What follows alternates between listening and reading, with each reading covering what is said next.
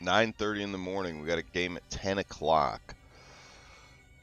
So, let's prep some Dungeons and Dragons. Okay. This group, they're making a big decision today. A very big decision.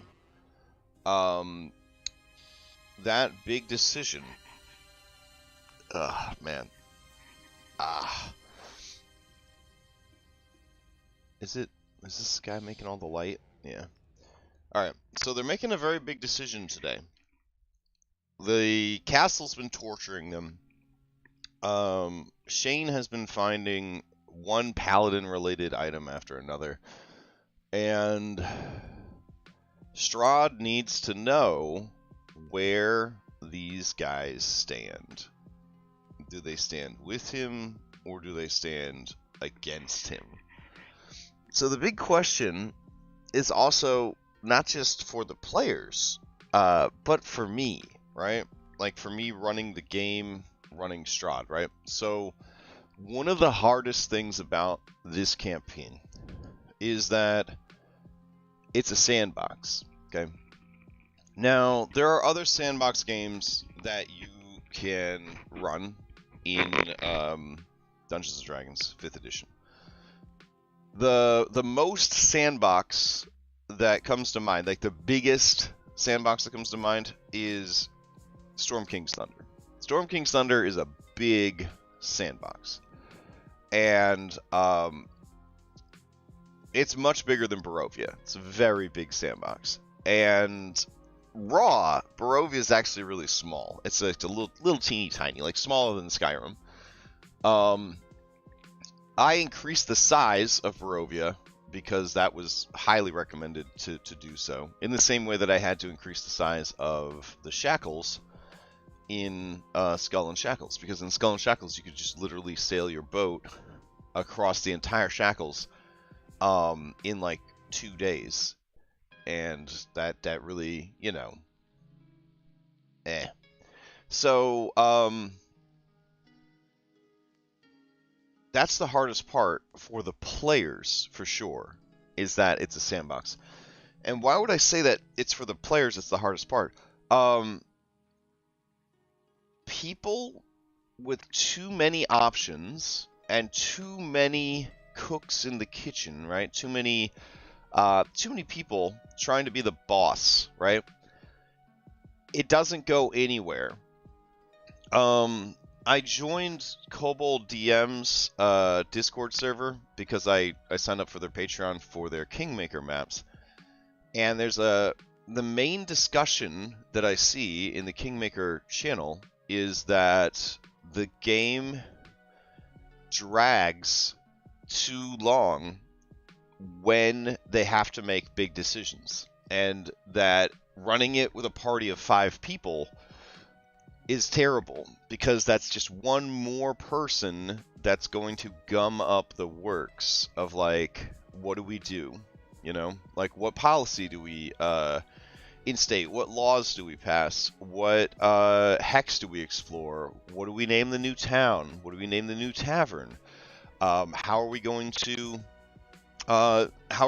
proceed with this local tribe of goblins? How are we going to deal with the bandits? Like, and it's just, there's no one to tell you what to do in a sandbox game unless you either, as the DM, put someone there, or the players seek someone out, right? In this game, in Curse of Strahd, there are several NPCs that you could just say to that NPC, we don't know what to do, tell us what to do, right? I think the earliest one you're going to run into is Madame Esmeralda. Not Madame Esmeralda. I can't even remember the names, I'm so tired. But the fortune teller at Sarahpool, she'll tell you what to do. Track down these cards. That's what you should do. And if you are just like, okay, I'll track down those cards, that's what I should do, it sounds pretty simple. except what if your card is in the very top or the very bottom of Castle Ravenloft? Now you have to figure out on your own, because I don't think she's going to tell you. Madame Ava, there we go. I don't think Madame Ava is going to tell you, oh yeah, this is how to do it, right? Then there's the Baron, right? You could work for the Baron for a little while, and he'll be your campaign guide, right? He'll be your patron. He'll tell you what to do. You could work for Lady Walkner. She'll tell you what to do. She'll give you things to do. And then, of course, there's Esmeralda. Esmeralda will not only tell you what to do, she will travel with you and continue to tell you what to do. She'll tell you when to do it, how to do it, what to do. Then there's Van Richten, right? If you wanted to, you could ask Van Richten, what do we do, homie? Tell us what to do. And he will tell you what to do, right? Davian Marnikov will tell you what to do. Go get the Wine Stones. Let's free the land. Let's do this thing. The Fanes. Let's do it. The Fanes will tell you what to do. So, like, there's plenty of opportunities for the players to find a patron to tell them what to do. The way I am running the campaign, Strahd can be a patron, and he'll tell you what to do. Which is what Nightfall signed on for, apparently. So there are ways around the whole, like, the sandbox is overwhelming, we don't know what to do. There's plenty of people that want to tell you what to do in this sandbox. But the issue that this group seems to have is that they hate the idea of anyone telling them what to do, but they also don't know what they want to do. So it's like a little kid that's tired, and you tell them that they should take a nap, and then they shit their pants because they don't want to take a nap, right? They don't want to take a nap. I don't want to take a nap. And it's like, but are you tired? And they're like, yes. And it's like, well, maybe you should take a nap then. That's what we're dealing with. That's what we're dealing with Daybreak. The other problem is how they are divided. Oh, I'm sorry. I definitely didn't stay up super late playing Unicorn Overlord. Zaluka wants her husband back. She's their fated ally. As their fated ally, she is willing and able to fight Strahd alongside them. But in order to do that, she wants her husband back. If they fuck this up, they fuck up having their fated ally. Do you need a fated ally if you're not going to try to kill Strahd? I guess not, but here's the kicker. There's no way that I'm going to let them play through this without fighting Strahd. So even if they work for Strahd, he's probably going to try and betray them, at the last minute. Alright, so then you've got Irenia. Irenia gave up going to heaven to stay with Tiernan. She wants to help Tiernan. She also wants to help the land. She has confused feelings about Strahd because some of her soul incarnations hated Strahd, and some of them loved Strahd, and some of them were seduced by Strahd. But inevitably, Strahd caused the death of all of her previous incarnations and kind of ruined her life over and over again. So she's not really pro-Strahd. Strahd wants to kill Tiernan secretly because Tiernan's fucking Irenia, who is, in Strahd's mind, his soulmate. So the fate of Tiernan is pretty much already sealed by this black dot. Like, he definitely is in a bad situation. Darius King has forgotten pretty much who he is, what he's about, and what's going on. So he ended up with his companion, a druid who was secretly, or a dog who was secretly a druid because of carousal.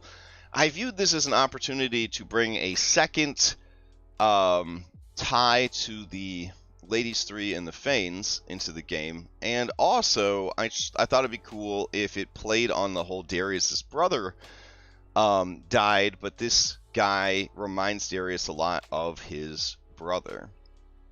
So then you got Daniel over here. Daniel was trying to be a good guy. They kept him outside in the storm too long, And now he's basically trying to be a bad guy. You got Shane Masters, who really wants to be a good guy, and he think at this point he might be willing to die to be a good guy.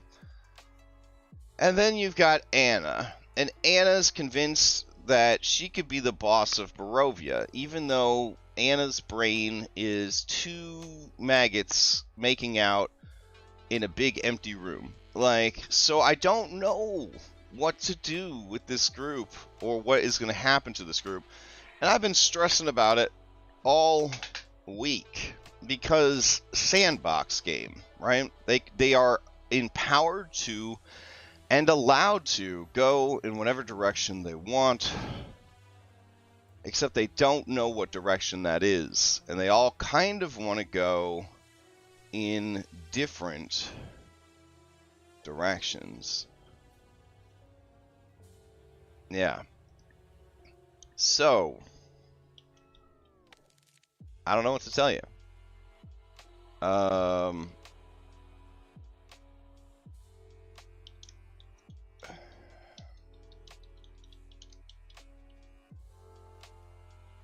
It's, yeah, I don't even know. I don't even know, what to do. Let's see, update that. There we go.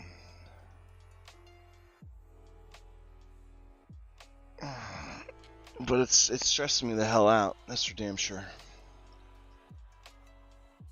So, last session, Strahd said, I need you guys to decide. Are you with me or are you against me, right? He needs to know, moving forward, where everything stands. Now, here's the thing. They're in Castle Ravenloft. Would Strahd let them go if they said they were against him? He might decide, you know too much, and then kind of just set them loose in the castle. Why would he let them leave? That's kind of the angle I want to take, is that they would have to find a way out of Castle Ravenloft if they decide, nah, we're going to do it our own way.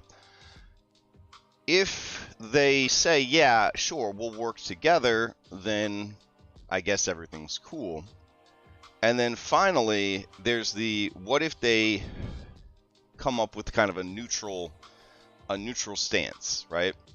I don't think that's going to work, but neutral stance would basically be, he lets them leave, but then he just keeps a really close eye on them moving forward, right? Wow. It's a lot. It is a lot.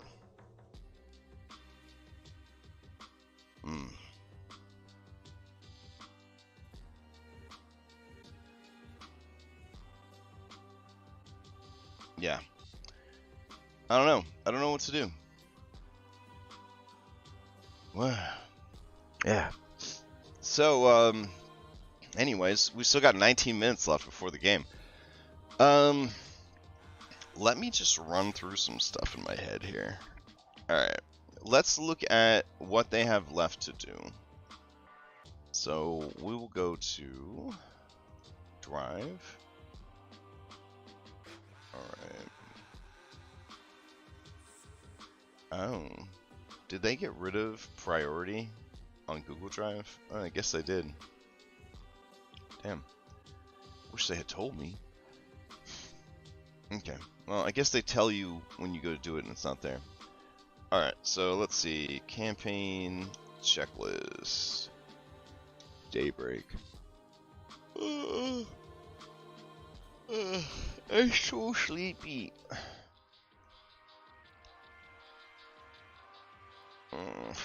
It's so good though, guys. Seems like the responsibility for doing stuff should be on the players if it's sandbox. I 100% agree.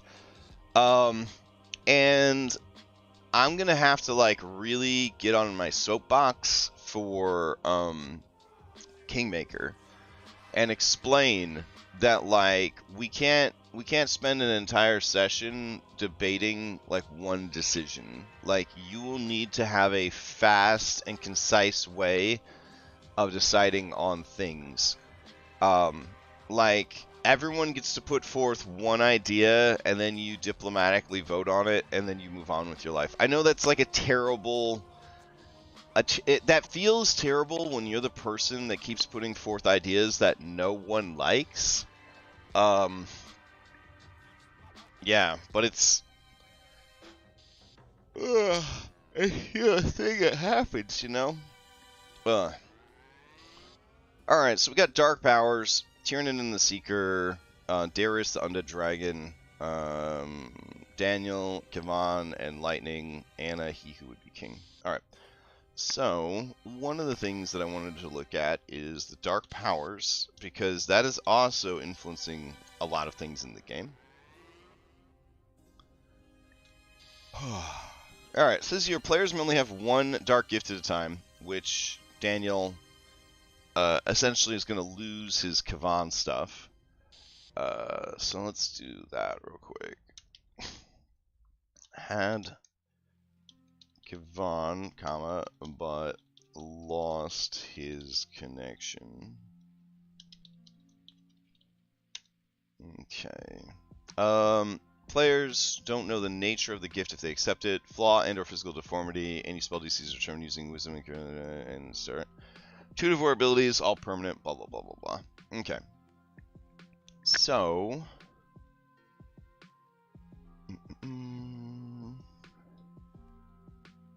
Alright. Zrindhala, the Howling Storm. Zrindhala is energy, unbound, and possessed of unlimited power. It seeks the skies, where it seeds the clouds with its power, creating deadly storms that bless the hateful lands below with its energy. Blah, blah, blah. Okay. So, he is already on tier 3 out of 4 of Zrindhala, the Howling Storm. So we'll go ahead and put that here.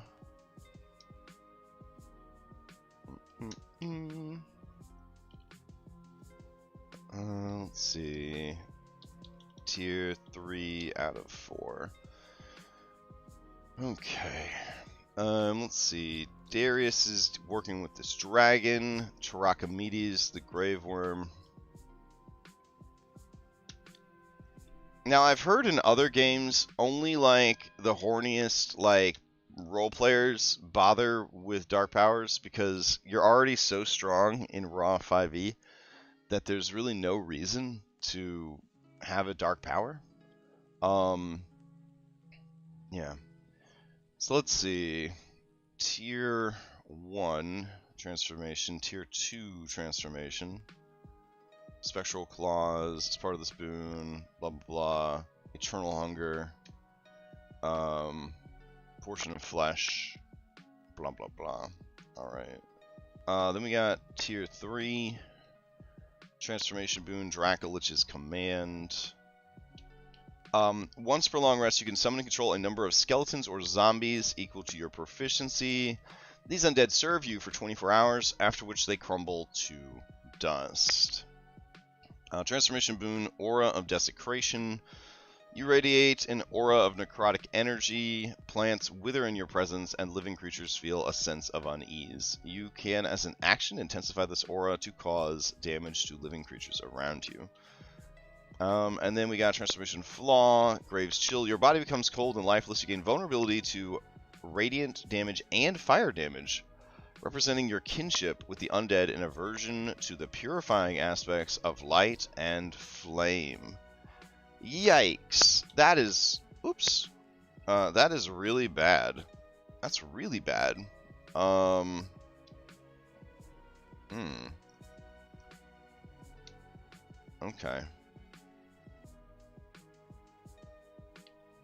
Let's see. Your body becomes cold and lifeless. You gain vulnerability to radiant damage and fire. You're just gonna die if you have radiant damage and fire. let's see. Let's change some stuff up. Let's change some stuff up. Dracolich command. So, let's see. D&D Beyond. Yeah, I just need to prep and not really stress about the game. That's what I'm thinking. Let's see. Game rules. Cleric. Alright. Isn't there a way to, like, control undead? Is that under Grave? Path of Dead, Sentinel of Death's Door. I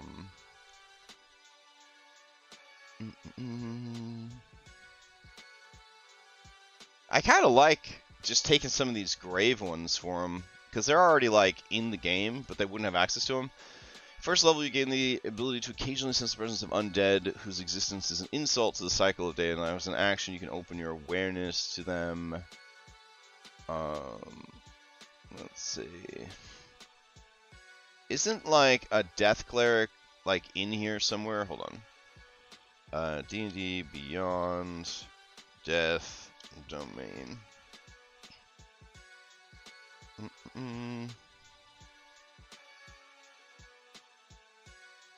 Alright, yeah, it's right there. There we go. Alright, Reaper. Cleric wins one necromancy spell of his choice. Channel Divinity, Touch of Death. Starting at 2nd level, Channel Divinity, destroy another creature's life force. When the cleric hits a creature with a melee attack, you can use Channel Divinity to deal extra necrotic damage. 5 plus twice is level. That's pretty cool. Inescapable Destruction. Starting at 6th level, the cleric's ability to channel negative energy becomes more potent. Necrotic damage dealt by the character's spells and abilities ignores resistance to necrotic damage. That's pretty cool. Divine Strike. At 8th level, infuse their weapon strikes with necrotic damage. I mean, none of those are very cool. I thought they'd be a little bit more, I don't know. I thought they'd be a little more fucked up. Alright, let's see. We will put, instead of Dracolich's command, we will put,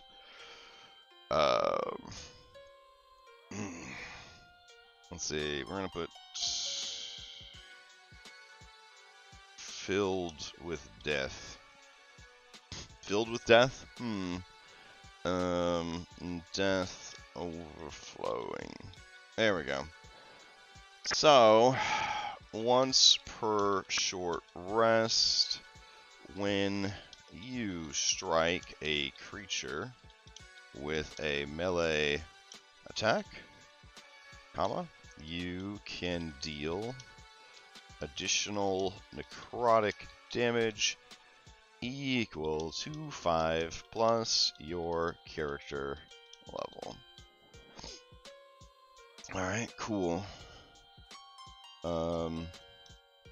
You also gain resistance to necrotic damage. Unless you already had it from one of your previous tiers. Let me see. Necrotic resistance. Oh, okay. So you already have that shit. Alright. So there's that. Alright, so if a creature is slain by this attack, comma, it rises as a skeleton or zombie under your control. That's dumb. Just make it a ghoul. It rises as a ghoul under your control, comma, such creatures die, are destroyed at the next dawn. There we go. That's pretty cool. Alright. If this attack slays a creature, blah blah blah blah blah. Alright. 8 minutes still game. Transformation boon, Spectral Claws.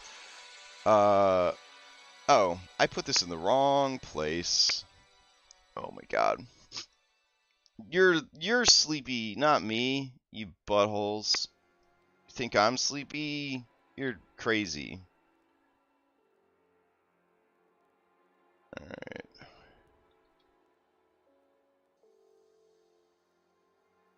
Okay, so we gotta go down to here. Death overflowing. There we go. Great. All right.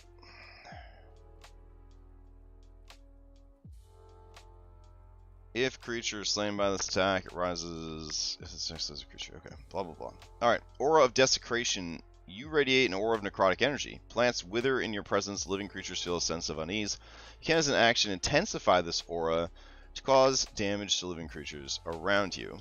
As a bonus action, you may turn on a, we'll say, 15-foot aura. All right. Creatures besides you, comma, inside the aura take necrotic damage equal to your PB if they end their turn inside the aura. So definitely got to rephrase that. Creatures besides you take necrotic damage equal to your PB if they end their turn inside the aura. Plant creatures take double damage. Undead constructs. Undead. I would say not constructs. Constructs can be damaged by necrotic energy in this game. Undead, instead, gain temp HP equal to your PB. That's pretty cool. Alright. Transformation flaw. Graves Chill. You become cold and lifeless. You gain vulnerability to radiant damage, period. I wouldn't say fire also. That's fucking crazy. Representing your kinship with the undead and aversion to the purifying aspects of light and... well, we'll just say... there we go. Tier 4... Transformation boon, Wings of the Grave Worm. The beneficiary of this dark gift grows skeletal dragon wings and gains a flying speed of 50 feet. That's pretty fucking good. Alright. Transformation boon, Worm's Necromancy. You can cast the Animate Dead spell without needing a spell slot, material components, or concentration. I don't think concentration is required for Animate Dead. The undead created this way remain under your control indefinitely, but you can't control more than twice your proficiency bonus in undead created with this boon. Yikes. That's insane. Alright. Let's see. Transformation boon, Deathly Dominion. Once per day, you can cast Finger of Death. If a humanoid is killed by the spell, it rises at the start of your next turn as a zombie that's permanently under your control without counting against the number of undead you can control. That's insane! Oh my god. And then there's a flaw here. Whoops. Transformation... there we go. Transformation Lich's Legacy. Your life force begins to wane when you reduce to 0 hit points. You don't die outright. Instead, you become paralyzed and your soul attempts to flee to a phylactery that you must have prepared in advance. If you fail to reach the phylactery within 1 hour, you die. If your phylactery is destroyed, you die immediately. I'm not sure I'm into that one. I don't know what to do about that last one there. Let's see. Lich's Legacy. Your life force begins to wane. When you're reduced to 0 hit points that don't die outright, instead you become paralyzed and your soul attempts to flee to a phylactery that you must have prepared in advance. How about this? You are immune to exhaustion. However, if you are reduced to 0 HP, comma, you become paralyzed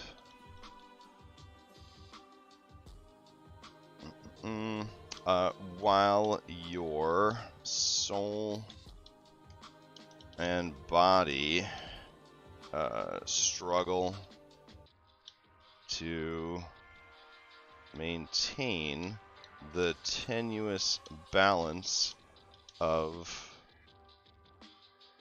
life and death. Let's see. So how is that different than just being at 0 and having to make death saves? You become paralyzed, so your soul and body struggle to maintain the tenuous balance of life and death. You can, at the beginning of your turn, recover HP equal to 5 plus character level. However, if you do, draw a death card and suffer its effects. Else, at the end of the turn, roll a charisma saving throw versus your own class DC to end the paralysis and regain 1 HP. Alright, that seems pretty good. Alright, I gotta go run the game. Hope everybody has a nice Sunday. I'll be back later to do some Mythic Odyssey prep. I'll see you next time.